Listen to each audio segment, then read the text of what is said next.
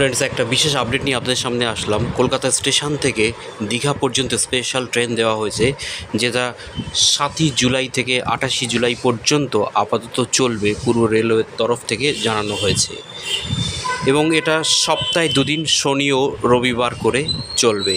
7ই জুলাই দুপুর 2টোয় ছেড়েছে এবং আনুমানিক পৌঁছাবে 6:50 তারপরে সেই ট্রেন আবার ব্যাক করবে।